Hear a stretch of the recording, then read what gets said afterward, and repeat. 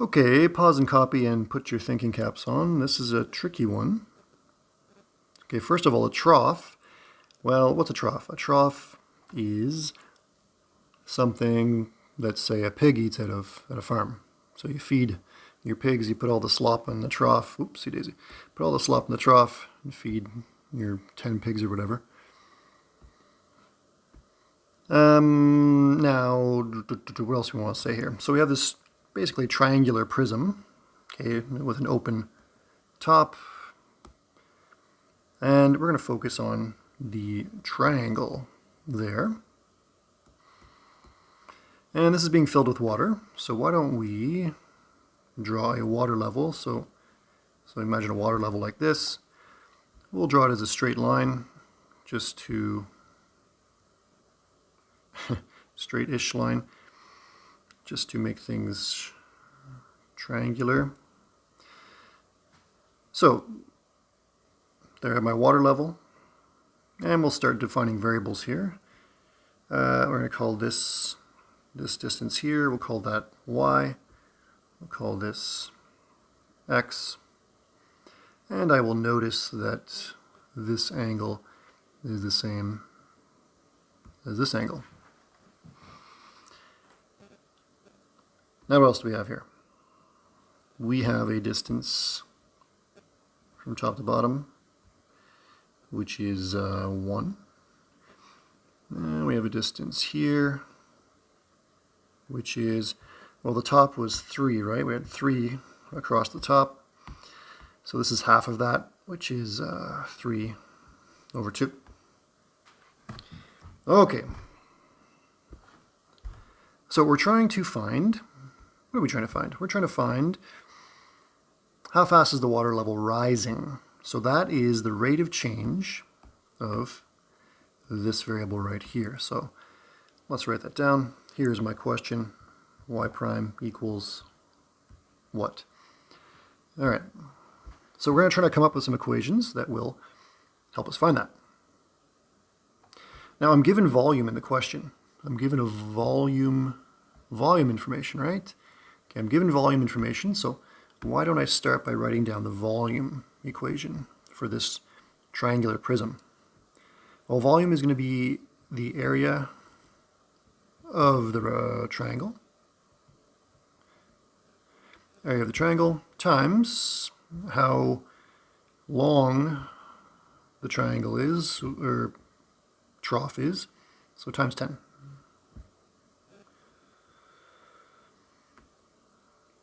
So area of the triangle is, now we're going to talk about the water. So we'll look at this smaller triangle. So the area of the triangle is going to be x times y over 2, right?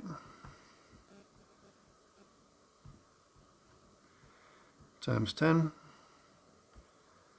So my volume is 5xy. Okay, so again, volume information was given in the question. So I wrote down a volume equation. And now I'm trying to find y prime, right? Okay, so how do I move forward now? Well, I got this equation. I have, what else? Oh, I got this 12, right? What is that? Well, that's the rate at which water is going in. So if you think about the volume of water, well, its rate of change is 12.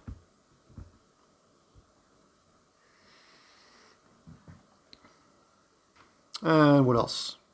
We're given this 6, which we haven't used yet. That's 6 inches. 6 inches is half a foot. So that is y is equal to 1/2 of a foot.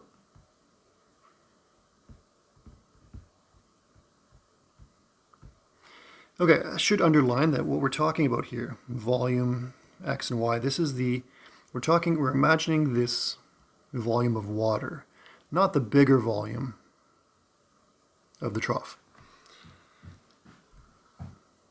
Okay, now we're trying to find y prime. So why don't we take a derivative of something? here we go, my rectangle here. I'll take a derivative of this and see what happens. V prime is going to be 5 x prime y plus x y prime. So what do I want and what do I got? I would like very much to find y prime. That's this guy right here. What do I have? I got y and I got v prime. So I got this y, I got v prime. So what can I do? Well, I can plug those in, right? Just to get started here. 12. Let's go to 5. Now y is a half, so I get x prime over 2 plus x y prime. All right, I think I've taken this as far as I can now. Now, remember, I want y prime. I want y prime, never forget. So I need to do something with the x and the x prime. What can I do?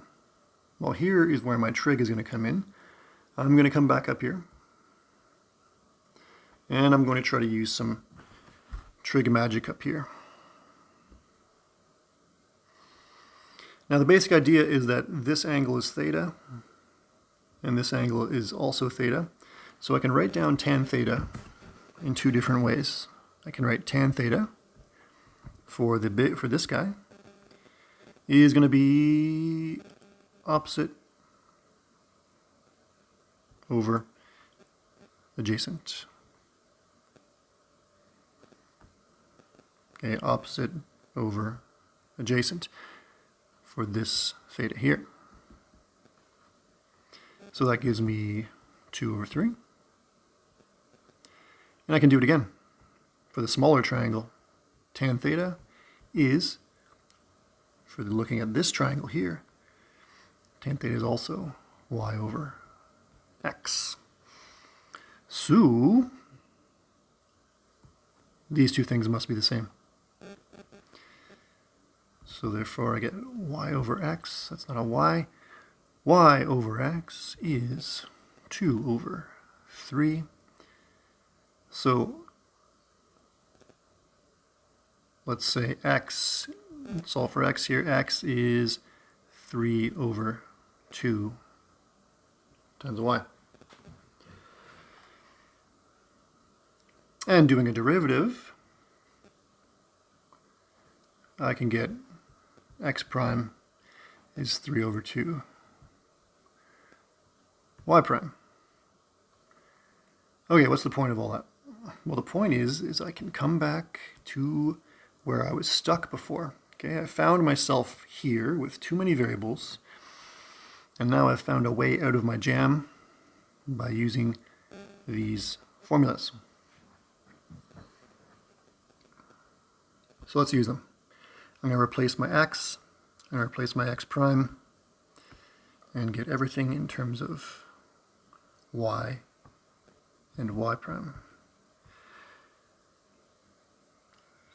3 over 2 y prime over 2 plus x is 3 over